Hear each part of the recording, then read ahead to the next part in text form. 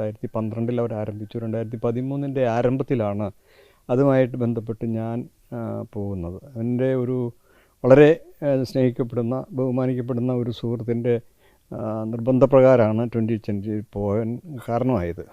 അങ്ങനെ പോകാനായിട്ടുള്ള താല്പര്യം ഉണ്ടാകാൻ അവരന്ന് വലിയ വാഗ്ദാനങ്ങളൊക്കെയാണ് ഈ നാടിന്. ഒത്തിരി ആളുകളെ ഒരുപാട് സഹായിക്കും, അതുപോലെ ഈ നാടിൻ്റെ വികസനം, പ്രത്യേകിച്ച് കിഴക്കമ്പലം പഞ്ചായത്തിനെ പറ്റി മാത്രമാണ്. കിഴക്കമ്പലം പഞ്ചായത്തിൻ്റെ വികസനം സാധ്യമാക്കും. 2020 ആകുമ്പോഴേക്ക് ഇത് സിംഗപ്പൂർ മോഡലിൽ ഉള്ള ഒരു നല്ല പ്രദേശമായിട്ട് മാറ്റും. നല്ല റോഡുകൾ, ആളുകൾക്ക് ജീവിക്കാനുള്ള സൗകര്യങ്ങൾ, എല്ലാവർക്കും തൊഴിൽ, അങ്ങനെയുള്ള ഒത്തിരി എന്തെല്ലാം സൗകര്യങ്ങൾ ഉണ്ടാക്കാമോ അതെല്ലാം ഉണ്ടാക്കുമെന്നുള്ളൊരു ഒരു വാഗ്ദത്വത്തോട് കൂടിയിട്ടാണ് സംഘം പ്രവർത്തിച്ചു വരുന്നത്. അങ്ങനെ ഒത്തിരി കാര്യങ്ങൾ ചെയ്യാൻ അവർ ശ്രമിച്ചു. ഫലവൃക്ഷത്തൈകൾ കൊടുക്കുക, ആട്, കോഴി, താറാവ് മുതലായ സാധനങ്ങളൊക്കെ വളർത്താനായിട്ട് ഫ്രീ ആയിട്ട് വാങ്ങിക്കൊടുക്കുക. അങ്ങനെ പിന്നെ ഈ കോളനികൾ ബന്ധിച്ച് കുടിവെള്ളം നൽകുന്ന ഒരു പദ്ധതി ഉണ്ടായി. ഭക്ഷണം കഴിക്കാനായിട്ട് ഭക്ഷണം തീരെ ദരിദ്രമായിട്ടുള്ള ആളുകൾക്ക് ഭക്ഷണം കൊടുക്കുന്ന ഒരു പദ്ധതി. പിന്നെ ഇടിഞ്ഞു പൊളിഞ്ഞ് വീണ് തീരെ നിവൃത്തിയില്ലാത്ത വീടുകൾ പണിത് കൊടുക്കുന്ന പദ്ധതി. അതൊക്കെ ആദ്യകാലങ്ങളിൽ ചെയ്തുകൊണ്ടിരുന്നു. അങ്ങനെ ചെയ്തപ്പോൾ ഇതൊരു നല്ല സംവിധാനം ആണല്ലോ എന്നുള്ള ഒരു ധാരണയിലാണ് ഞാനും അതിനകത്ത് ചേർന്ന് പ്രവർത്തിച്ചത്. അവരുടെ എല്ലാ പ്രവർത്തനങ്ങളിലും മുൻനിര പ്രവർത്തകനായിട്ട് ഞാൻ അതിനോട് ചേർന്ന് നിന്നതാണ്. അങ്ങനെ ചേർന്ന് നിന്നു. അങ്ങനെ ആ പ്രവർത്തനങ്ങളൊക്കെ നടക്കുമ്പോൾ ഞങ്ങൾ ഏതാണ്ട് 18 പേരോളം അന്ന് ഇതിൻ്റെ എക്സിക്യൂട്ടീവ് കമ്മിറ്റിയിൽ ഉണ്ടായിരുന്നു. അവരോടൊപ്പമാണ് ഞാനും ഉണ്ടായിരുന്നത്. എല്ലാ സ്ഥലങ്ങളിലും എന്ത് പ്രശ്നം ഉണ്ടായാലും അവിടെയൊക്കെ നമ്മൾ ചിലനെ ക്ഷണിക്കും, ഞങ്ങൾ പോകും, നിൽക്കും, പടമെടുക്കും. അങ്ങനെ ഒരു സംവിധാനമാണ് ഉണ്ടായിരുന്നത്. അദ്ദേഹം വരും. ഈ 2020 അന്ന് ചീഫ് കോർഡിനേറ്ററാണ്. ആ രീതിയിൽ സ്ഥാനപ്പേരിലാണ് അന്ന് അറിഞ്ഞിരുന്നത്. അദ്ദേഹം ഉണ്ടാവും. അദ്ദേഹം പദ്ധതികളൊക്കെ ഉദ്ഘാടനം ചെയ്യും, ചെറിയ തൊഴിൽ പ്രസംഗമൊക്കെ നടത്തും. അങ്ങനെ പോയിക്കൊണ്ടിരുന്നു. അങ്ങനെ ഇരിക്കുമ്പോഴാണ് ഓർമ്മ ശരിയാണെങ്കിൽ 2014 ആരംഭത്തിലാണെന്ന് തോന്നുന്നു, ഓണത്തിന് ഒരു ഓണം മേള കിഴക്കമ്പലത്ത് സംഘടിപ്പിക്കാനായിട്ട് ശ്രമിച്ചു. അതുമായി ബന്ധപ്പെട്ട് വലിയ കരുതലൊക്കെ ഉണ്ടായി. ഒത്തിരി സാധനങ്ങൾ, എക്സിബിഷൻ പോലെ കുറേ സാധനങ്ങൾ, അതുപോലെ ആളുകൾക്ക് ആവശ്യമുള്ള സാധനങ്ങൾ വാങ്ങാനും ഒക്കെ ഉള്ള സൗകര്യത്തിന് പച്ചക്കറി, അതുപോലെ വീട്ടാവശ്യത്തിനുള്ള സാധനങ്ങളൊക്കെ ഒരു വലിയൊരു വിപണി പോലെ തയ്യാറാക്കി. അതിൻ്റെ വലിയൊരു സംവിധാനമായിരുന്നു അത് ഇനാഗുറേറ്റ് ചെയ്തിട്ട് ഒരു 2 മണിക്കൂർ കൂടുതൽ പ്രവർത്തിക്കാൻ സാധിച്ചില്ല. അപ്പോഴേക്കും കിഴക്കമ്പലം പഞ്ചായത്ത് അന്ന് UDFൻ്റെ ഭരണത്തിലാണ്. UDFൻ്റെ രാഷ്ട്രീയ കക്ഷികൾ വന്നിട്ട് അതിന് തടസ്സമുണ്ടാക്കി. കാരണം പഞ്ചായത്തിൻ്റെ പെർമിഷൻ ഇല്ല, അനധികൃതമായിട്ട് നടത്തുന്ന ഒരു വിപണന മേളയാണ് എന്ന് വരുത്തി തീർത്ത് ഒരുപാട് തടസ്സങ്ങളുണ്ടാക്കി. വലിയ പ്രശ്നമായി. അത് അന്ന് ആ രാത്രി തന്നെ അത് അടച്ചുപൂട്ടേണ്ട ഒരു ഗതികേട് വന്നു. അപ്പോൾ ഈ പഞ്ചായത്തിൻ്റെ പെർമിഷൻ്റെ പ്രശ്നം പറഞ്ഞ് വരുന്നത് ഭരണക്കാരുടെ ഒരു എതിർ പ്രവർത്തനം കൊണ്ടാണല്ലോ. അപ്പോൾ അതുകൊണ്ട് ഈ പഞ്ചായത്തിൻ്റെ ഭരണം നമുക്ക് കിട്ടുവാണെങ്കിൽ കിഴക്കമ്പലം പഞ്ചായത്തിൽ നമുക്ക് അത്യാവശ്യം വേണ്ട ഈ ജീവകാരുണ്യ പ്രവർത്തനങ്ങൾ തടസ്സം കൂടാതെ ചെയ്യാൻ പറ്റുമല്ലോ എന്നൊരു ആലോചന എല്ലാവരിലും ഉണ്ടാക്കി. അങ്ങനെ ആലോചന പ്രകാരമാണ് 2015 പഞ്ചായത്ത് തദ്ദേശ സ്വയംഭരണ സ്ഥാപനങ്ങളിലേക്കുള്ള തെരഞ്ഞെടുപ്പുമായി ബന്ധപ്പെട്ട് നമുക്ക് തെരഞ്ഞെടുപ്പിനെ ഫേസ് ചെയ്യാം എന്നൊരു തീരുമാനം ഉണ്ടായത്. അതിന് ഞങ്ങളൊക്കെ സപ്പോർട്ട് ചെയ്തു. കാരണം അത് അന്നേരത്തെ ഒരു ആവശ്യമായിട്ട് തോന്നിയിരുന്നു. അങ്ങനെ തെരഞ്ഞെടുപ്പിനെ സപ്പോർട്ട് ചെയ്ത് വന്നപ്പോഴത്തേക്ക് രാഷ്ട്രീയ പാർട്ടി ആവണമല്ലോ, പാർട്ടി ആയാൽ ചിഹ്നം കിട്ടത്തുള്ളൂ, അങ്ങനെയുള്ള പ്രശ്നങ്ങളൊക്കെ ഉണ്ടായിരുന്നു. ഒരുപാട് പ്രശ്നങ്ങൾ തെരഞ്ഞെടുപ്പുമായിട്ട് ബന്ധപ്പെട്ട് ഒത്തിരി പ്രശ്നങ്ങളുണ്ടായി. എന്തായാലും തെരഞ്ഞെടുപ്പിൽ നിന്നു. നിൽക്കുന്ന സമയത്ത് ഒത്തിരി വാഗ്ദാനങ്ങളൊക്കെ ചെയ്തു. റോഡ് നന്നാക്കുക, കിഴക്കമ്പലത്ത് പിന്നെ ഒരു വിപണി, കാർഷിക വിപണി, അതുപോലെ കിഴക്കമ്പലം പഞ്ചായത്തിലുള്ള മുഴുവൻ കൃഷിഭൂമിയും കൃഷിയുക്തമാക്കുക എന്നുള്ളൊരു വാഗ്ദാനം, വിദ്യാലയങ്ങളൊക്കെ പുതുക്കി ഹൈടെക് രൂപത്തിലേക്ക് മാറ്റാം എന്നുള്ളൊരു വാഗ്ദാനം, പിന്നെ ഇവിടെ ചെറുപ്പക്കാർക്ക്, കുട്ടികൾക്ക് കളിസ്ഥലം, ക്ലബ്ബുകൾ, വൃദ്ധജനങ്ങൾക്ക് പാർക്കാനായിട്ടുള്ള അവരുടെ ഒരു റിട്ടയർമെൻറ്റ് സിസ്റ്റം അതുണ്ടാക്കാം അങ്ങനെ പറഞ്ഞു. റോഡുകളൊക്കെ നന്നാക്കി പണിത് 2 വശങ്ങളിലും നടപ്പാത കെട്ടി അതിൻ്റെ ഒരു വശത്ത് കേബിൾ ലൈൻ വലിക്കാനായിട്ട് കേബിളും അതുപോലെ പൈപ്പ് ഇടാനൊക്കെ ആയിട്ടുള്ളൊരു ഗ്യാപ്പ് ഇട്ടുകൊണ്ട് വളരെ മോഡേണായിട്ട് ചെയ്യാം എന്നൊക്കെ പറഞ്ഞാണ് ഞങ്ങളെ പ്രലോഭിപ്പിച്ച് ഈ തെരഞ്ഞെടുപ്പിന് ആളുകളോട് സംസാരിച്ചതും. അതനുസരിച്ച് ആളുകൾ അതൊക്കെ ഉൾക്കൊണ്ടു നടക്കും. അതിനു മുമ്പ് പല കാര്യങ്ങളും നടന്നതുകൊണ്ട് ഈ പറയുന്ന കാര്യങ്ങളൊക്കെ നടക്കും എന്നുള്ളൊരു ധാരണയിലാണ് ആളുകൾ ഈ 2020 ചേർന്ന് നിന്നത്. എന്തായാലും നല്ല ഭൂരിപക്ഷത്തിൽ, അതായത് 19-18 പേരെയും ജയിപ്പിച്ചെടുക്കാൻ പറ്റുന്ന, അത് നല്ല ഭൂരിപക്ഷത്തിൽ ജയിപ്പിച്ചെടുക്കാൻ പറ്റുന്ന ഒരു സിസ്റ്റത്തിലേക്ക് നമുക്കത് കൊണ്ടുവരാനായിട്ട് സാധിച്ചു. അങ്ങനെ കൊണ്ടുവന്നെങ്കിലും അതിനകത്തുള്ള ചില പ്രശ്നങ്ങളുണ്ടായത്, ഈ തിരഞ്ഞെടുക്കപ്പെട്ട ആളുകൾ ഈ ചീഫ് കോർഡിനേറ്ററുടെ ശമ്പളക്കാരെന്നുള്ളൊരവസ്ഥയിലേക്ക് വന്നു. അദ്ദേഹം എല്ലാ മാസവും ഇവർക്ക് നിശ്ചിത തുക അവരുടെ അക്കൗണ്ടിൽ ഇട്ട് കൊടുക്കുന്ന ഒരു സമ്പ്രദായം വന്നു. അങ്ങനെ വന്നു കഴിഞ്ഞപ്പോഴേക്ക് ഈ തിരഞ്ഞെടുക്കപ്പെട്ട ആളുകൾക്ക് സ്വതന്ത്രമായിട്ട് പ്രവർത്തിക്കാനുള്ള അവസരം നഷ്ടപ്പെട്ടു പല കാര്യങ്ങളിലും. കാരണം ഇദ്ദേഹം പറയുന്നത് അനുസരിക്കല്ലാതെ സ്വതന്ത്രമായിട്ട് പ്രവർത്തിക്കാനുള്ള ഒരു അവസരം നഷ്ടപ്പെട്ടു. അതൊരു വലിയ ഡ്രോബാക്കായിട്ട് നമുക്ക് തോന്നി. അത് മാത്രമല്ല, ഈ പദ്ധതികളൊക്കെ ആവിഷ്കരിച്ച് നടത്തുമ്പോൾ ഇദ്ദേഹത്തിൻ്റേതായിട്ടുള്ള ഒരു സിസ്റ്റം അതിനകത്ത് വന്നു. അങ്ങനെ വന്നു കഴിഞ്ഞാൽ സർക്കാരിൻ്റെ നിയമപ്രകാരം ഉള്ള കാര്യങ്ങളല്ല, ഇദ്ദേഹത്തിൻ്റെ ഇഷ്ടപ്രകാരമുള്ള കാര്യങ്ങളാണ് വരണത്. അങ്ങനെ വന്നതുകൊണ്ട് DPC കൂടുമ്പോൾ അതിനകത്തൊക്കെ തടസ്സങ്ങൾ വരും. പിന്നെ ഇതൊരു രാഷ്ട്രീയ പാർട്ടിയല്ലല്ലോ, അവരെല്ലാവരെയും എതിർക്കുന്ന UDF-നെയും LDF-നെയും എതിർക്കുന്നൊരു പാർട്ടിയാണ്. ഉദ്യോഗസ്ഥ വൃന്ദം എന്ന് പറഞ്ഞാൽ ഏതെങ്കിലുമൊക്കെ യൂണിയൻ്റെ ആളുകളായിരിക്കും. അങ്ങനെ വന്നു കഴിഞ്ഞപ്പോൾ ഈ 2 യൂണിയൻകാരും, INTUC-യും CITU 2 യൂണിയൻകാർക്കും ചേരാത്തൊരു വ്യക്തി എന്നുള്ള നിലയിൽ അവർ ഇതിനകത്ത് പരമാവധി തടസ്സങ്ങൾ ഉണ്ടാക്കാൻ തുടങ്ങി. അങ്ങനെ കിഴക്കമ്പലത്ത് ഒരു പദ്ധതി നടക്കാത്ത ഒരവസ്ഥ വന്നു. പിന്നെ റോഡുകൾ ഉണ്ടാക്കി കുറേ, അത് ബലമായിട്ട് കോടതിയുടെ ഉത്തരവ് വാങ്ങിയും പിന്നെ ബലമായിട്ടുമൊക്കെയാണ് റോഡുകൾ ഉണ്ടാക്കിയത്. റോഡുകൾ ഉണ്ടാക്കിയെന്ന് പറഞ്ഞാൽ BMBC ലെവലിൽ റോഡ് ഉണ്ടാക്കണമെന്ന് പറഞ്ഞു. BMBC ലെവലിൽ റോഡ് ഉണ്ടാക്കുന്നത് പറഞ്ഞാൽ ഇപ്പോൾ എല്ലാ റോഡും അങ്ങനെ ചെയ്യണം, അല്ലാതെ കിഴക്കമ്പലത്ത് മാത്രം ഒരു പ്രത്യേകതയല്ല. ഈ പണ്ടത്തെ സിസ്റ്റമൊന്നും അല്ലല്ലോ, എല്ലാം ടെക്നോളജിയൊക്കെ മാറി, മെറ്റീരിയലിൻ്റെ ക്വാളിറ്റി മാറി. അതനുസരിച്ച് ഇപ്പോൾ ഈ BMBC ലെവലിൽ ടാർ ചെയ്യുകയെന്ന് പറഞ്ഞാൽ മെറ്റലൊക്കെ മിക്സ് ചെയ്യുന്നത് മെഷീനിലിട്ടാണ്. മറ്റേ നേരത്തെ ചെയ്യുന്ന ഒരു ടിൻ ഷീറ്റിൻ്റെ മേലെയിട്ട് ഷവലും കൊണ്ട് ഇളക്കി മറിച്ചുണ്ടാക്കണമല്ലോ, മെഷീനിലിട്ട് അത് മിക്സ് ചെയ്യുമ്പോഴത്തേനും നല്ല ഭംഗിയായിട്ട് എല്ലാ മെറ്റലിൻ്റെ എല്ലാ ഭാഗത്തും ടാർ വീഴും. അത് പിടിച്ചു കഴിഞ്ഞാൽ അവിടെ ഉറച്ചിരിക്കും. അത് റോൾ ചെയ്ത് വന്നു കഴിയുമ്പോഴത്തേനും നല്ല ഭംഗിയായിട്ട് നല്ല മിനുസത്തിൽ ഇരിക്കും. അത് ഇവിടെ മാത്രമല്ല, നമുക്ക് നിങ്ങൾക്കും നോക്കി അറിയാം, ഏത് പഞ്ചായത്തിൽ ഏത് പ്രദേശത്ത് ചെന്നാലും ഇപ്പോൾ ചെയ്യുന്ന റോഡുകളൊക്കെ അങ്ങനെയാണ്.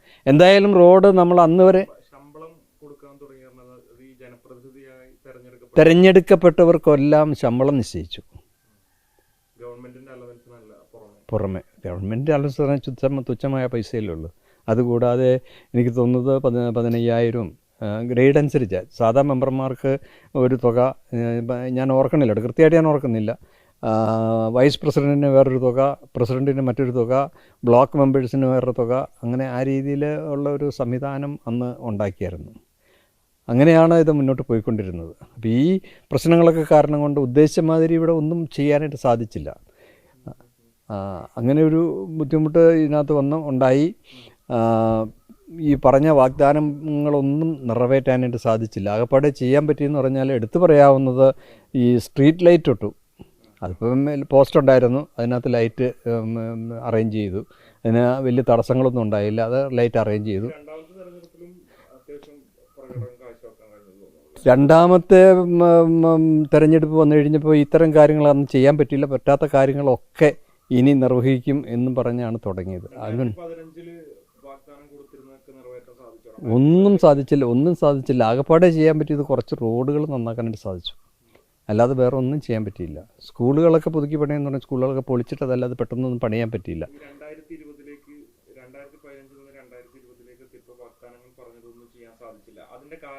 കാരണങ്ങൾ ഇങ്ങനെ പിന്നെ DPC, അതായത് സർക്കാർ തലത്തിൽ ഉദ്യോഗസ്ഥ തലത്തിലുള്ള പ്രശ്നങ്ങൾ, തടസ്സങ്ങൾ ഒരുപാടുണ്ട്. പിന്നെ പഞ്ചായത്തിൻ്റെ ബാധ്യത, ഇതെല്ലാം പറഞ്ഞ് അന്ന് അത് ചെയ്യാൻ പറ്റിയില്ലെന്നുള്ളൊരു എക്സ്ക്യൂസ് ഉണ്ടാക്കി അങ്ങനെ ആളുകളുടെ ഇടയിൽ. അത് മാത്രമല്ല ഈ അതെ, യഥാർത്ഥ കാരണം എന്ന് പറഞ്ഞാൽ ഇത് നടപ്പാക്കണമെന്ന് ഇയാൾക്ക് ഇതിൽ താല്പര്യം ഉണ്ടായില്ല. അത് തന്നെ, താല്പര്യം ഉണ്ടായിരുന്നെങ്കിൽ എങ്ങനെയും നടക്കാമല്ലോ, പല കാര്യങ്ങളും ചെയ്യാൻ പറ്റും. ഒരു വിപണി ഉണ്ടാക്കാം, കൃഷി സ്ഥലത്ത് കൃഷി യോഗ്യമാക്കണമെങ്കിൽ ഇയാൾ പണം മുടക്കാൻ സാധിക്കുമായിരുന്നെങ്കിൽ അത് ചെയ്യാമായിരുന്നല്ലോ. പാടത്ത് കൃഷി ചെയ്യുന്നിടത്ത് സർക്കാരോ DPC ഒന്നും തടയാൻ പോണില്ലല്ലോ. അതൊന്നും അതിന് പൂർണ്ണമായിട്ട് ചെയ്യാനായിട്ട് സാധിച്ചില്ല. കാര്യമായിട്ടൊന്നും തന്നെ ചെയ്യാൻ പറ്റില്ല. അതുവരെ ഉണ്ടായിരുന്ന പ്രവർത്തനങ്ങളിൽ നിന്ന് പുറകോട്ട് പോകണമല്ല, അത് മുന്നോട്ട് പോകാനായിട്ട് സാധിച്ചില്ല. 2020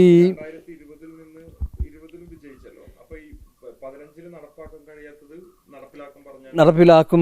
പിന്നെ വേറെ അതിനോട് ചേർന്ന് പിന്നെയും ഒത്തിരി വാഗ്ദാനങ്ങൾ കൊടുത്തു. പിന്നെ തിരഞ്ഞെടുക്കപ്പെട്ടാൽ മറ്റ് പഞ്ചായത്തുകളിലൊക്കെ ഒന്ന് വ്യാപിച്ചു.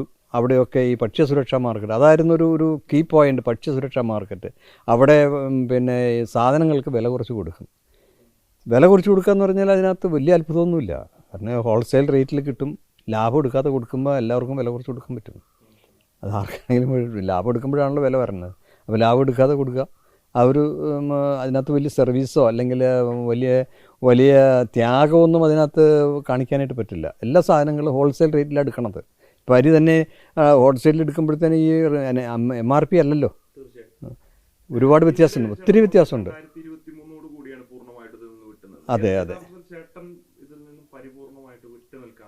വിട്ടു നിൽക്കാനുള്ള കാരണം ഒന്ന്,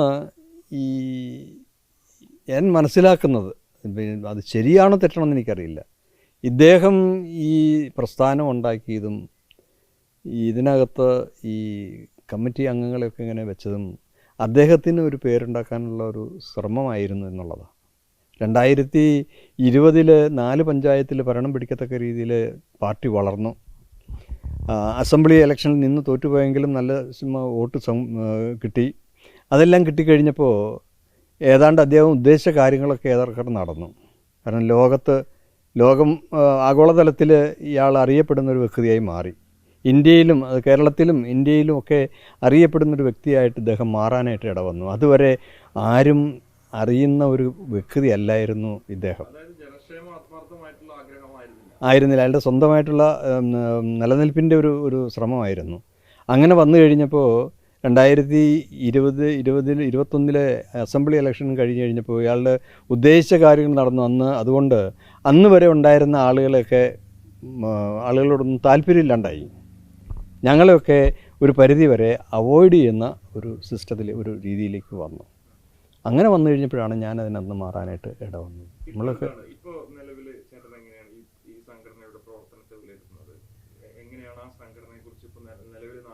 സംഘടന എന്ന് പറഞ്ഞാൽ ഞാനിപ്പോൾ നാട്ടിൽ പല കാണുന്ന ആളുകളൊക്കെ പറയുന്നത് ഇത് കിറ്റക്സിൻ്റെ MD സാബു ജേക്കബിൻ്റെ സ്വാർത്ഥമായ താല്പര്യങ്ങൾക്ക് വേണ്ടി തല്ലിക്കുട്ടി ഉണ്ടാക്കിയ ഒരു സംഘടനയാണ് എന്നാണ്.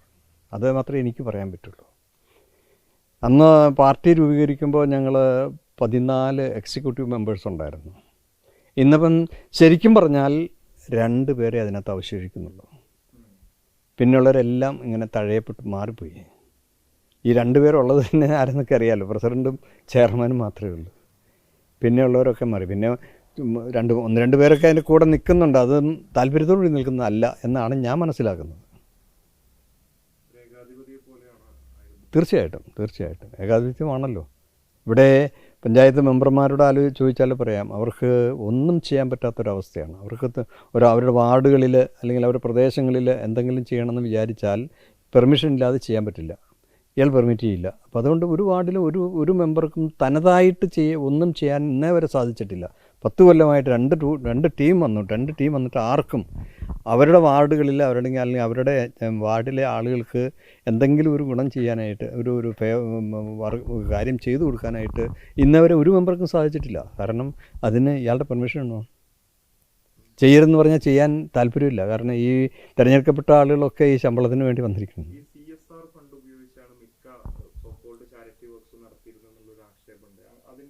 CSR ഫണ്ട് ആണല്ലോ ഇതിനകത്ത് ഉപയോഗിക്കുന്നത്. അല്ലാതെ വേറെ എന്ത് ഫണ്ടാണ് ഇതിനകത്ത് കിട്ടണേ? വേറെ ഫണ്ടൊന്നുമില്ല. CSR ഫണ്ട് വേറെ ഒരു വിധത്തിലും ഉപയോഗിക്കുന്നില്ല. ഇവിടുത്തെ കിഴക്കമ്പലം പഞ്ചായത്തിലെ ഈ ചാരിറ്റി പ്രവർത്തനങ്ങൾക്ക് മാത്രമായിട്ടാണ് ഉപയോഗിക്കുന്നത്. വലിയ ലാഭമുള്ള കമ്പനിയാണല്ലോ. അപ്പോൾ CSR എമൗണ്ട് എന്ന് പറഞ്ഞാൽ നല്ലൊരു തുക വരും. ആ തുക തന്നെയായിരിക്കണം ഇതിന് ഉപയോഗിക്കുന്നത്.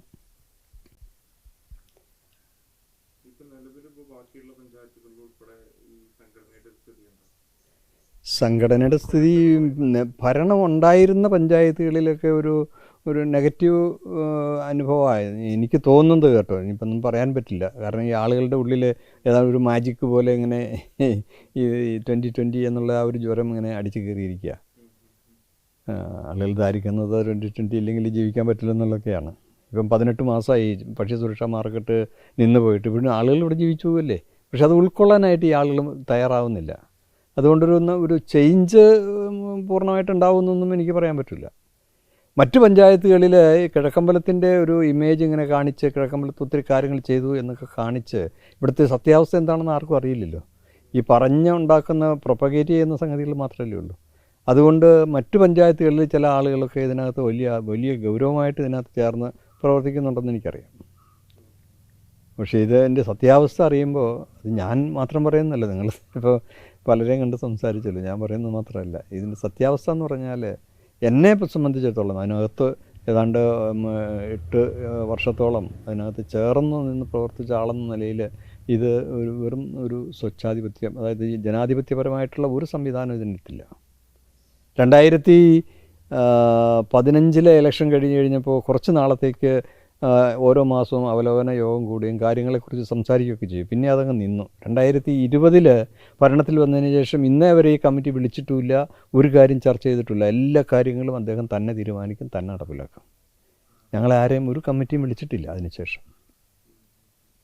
ഇപ്പോൾ കമ്മിറ്റി ഇല്ല ശരിക്കും. ഇപ്പോൾ ഏതാണ്ട് തുടക്കത്തിലെ ഇത് രജിസ്റ്റർ ചെയ്യുന്ന സമയത്ത് ഞങ്ങൾ 14 പേരുണ്ടായിരുന്നത്. എക്സിക്യൂട്ടീവ് ബോർഡ് എന്നാണ് അതിന് പേര് കൊടുത്തിരുന്നത്. ബോർഡിൽ ഒരു ചീഫ് കോർഡിനേറ്റർ, പിന്നെ ഒരു ചെയർമാൻ, ഒരു ചെയർമാൻ ബോബി ജേക്കബ്, അദ്ദേഹത്തിൻ്റെ സഹോദരൻ,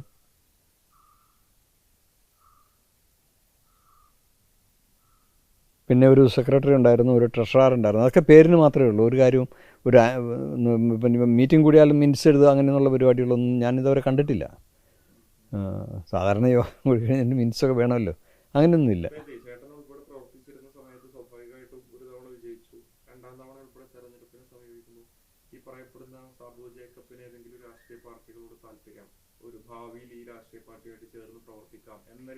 ഇല്ല അങ്ങനെ ഒന്നും ഒരു സൂചന പോലും ഉണ്ടായിട്ടില്ല. ഇല്ല, അങ്ങനെ തോന്നിയിട്ടില്ല. എനിക്കങ്ങനെ തോന്നിയിട്ടില്ല. ഞാനിങ്ങനെ പലരും പറയുന്നുണ്ട് BJP ആയിട്ടൊരു അലൈൻമെൻറ്റ് ഉദ്ദേശിക്കുന്നുണ്ട്, അങ്ങനെയൊന്നും തോന്നിയിട്ടില്ല. 2020 തെരഞ്ഞെടുപ്പ് കഴിഞ്ഞതിന് ശേഷം ആം ആദ്മി പാർട്ടിയുടെ കേജ്രിവാളിനെ ഒരിക്കലും ഇവിടെ കൊണ്ടുവന്ന ഒരു യോഗമൊക്കെ കൂടി ഒരു അലൈൻമെൻറ്റൊക്കെ ഉണ്ടാക്കിയിരുന്നു. 2 ആഴ്ച കഴിഞ്ഞപ്പം കേജ്രിവാൾ ഏതോ ഒരു വർഗീയ കക്ഷിയായിട്ട് കൂട്ടുകൂടുന്നു പറഞ്ഞാൽ അത് അപ്പം തന്നെ ഒഴിവാക്കി. അതിനകത്ത് ചേരുമ്പം ഒരു മീറ്റിങ്ങൊക്കെ കൂടി, വലിയൊരു മീറ്റിങ്ങൊക്കെ കൂടി വിളിച്ചു കൂട്ടിയിട്ടാണ് ഈ പ്രസ്ഥാനം നടത്തിയത്. ഞങ്ങളിങ്ങനെ എന്തോ ഒരു പേര് പറഞ്ഞു, ഞാൻ ഓർക്കുന്നില്ല. അങ്ങനെ ഒരു പേരിൽ ഈ ആം ആദ്മി പാർട്ടിയും 2020 ഇങ്ങോട്ട് ചേർന്നിട്ട് നിൽക്കാൻ പോകുന്നെന്ന് കേട്ടു. 2 ആഴ്ച കഴിഞ്ഞപ്പോഴത്താണ് ഈ കേജ്രിവാളിന് ഈ പ്രശ്നം ഉണ്ടായത്. അത് കഴിഞ്ഞിട്ട് അത് തന്നെ ഒഴിവായ കാര്യമൊന്നും ഇന്നവരെ ഒരാളെ അറിയിച്ചിട്ടില്ല. പക്ഷെ എന്തായാലും ഒഴിവായി. അവരുമായിട്ടും ഇപ്പോൾ കണക്ഷനൊന്നുമില്ല.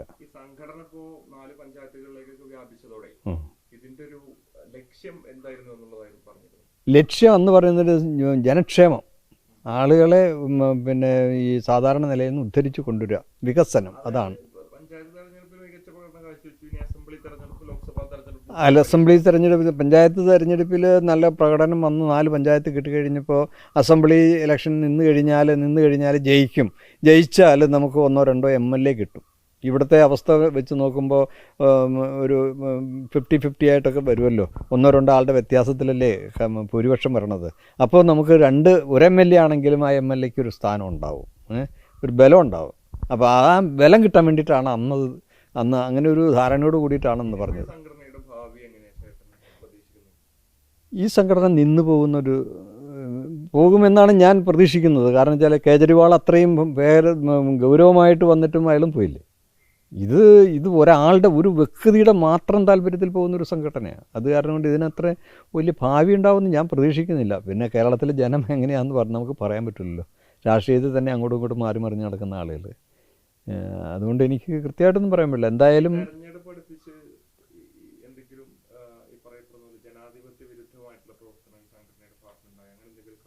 ജനാധിപത്യ വിരുദ്ധമായ പ്രവർത്തനം എന്ന് പറഞ്ഞാൽ തെരഞ്ഞെടുപ്പ് അനൗൺസ് ചെയ്യാൻ പോകുന്നതിന് മുമ്പ് തന്നെ ഇവിടെയുള്ള മുഴുവൻ വീടുകളിലും ഈ ഫുഡ് കിറ്റ് എത്തിച്ചു. അത് ഒരു ശരിയായ നടപടിയല്ല. കാരണം ഒരു തെരഞ്ഞെടുപ്പ് അതുവരെ ഇല്ലാത്ത 18 മാസമായി ഭക്ഷ്യസുരക്ഷാ മാർക്കറ്റ് നിർത്തിവെച്ചിട്ട്. ഇതിനു മുമ്പ് ഒന്നും തോന്നാത്ത ഒരു സംഗതിയാണ് ഈ ഭക്ഷ്യ കിറ്റ് കൊടുക്കൽ. അത് ഇപ്പോൾ ഈ തെരഞ്ഞെടുപ്പിന് പ്രശ്നം വന്നു കഴിഞ്ഞാൽ പിന്നെ അത് അനൗൺസ് ചെയ്യുന്നതിന് മുമ്പാണ് കേട്ടോ. ഒരു 2 ആഴ്ച മുമ്പ് എല്ലാ പഞ്ചായത്തുകളിലും കിറ്റ് കൊണ്ടുവന്ന് കൊടുത്തു. അതൊരു ശരിയായ നടപടിയായിട്ട് എനിക്ക് തോന്നുന്നില്ല.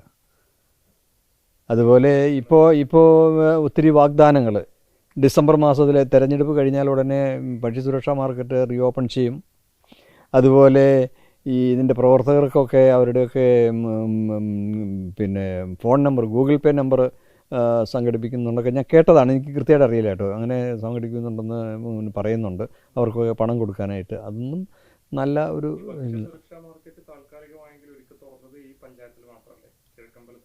അതെ അതെ അതെ 4 പഞ്ചായത്തിലും തുടങ്ങുമെന്നാണ് 2020 വാഗ്ദാനം പറഞ്ഞത്.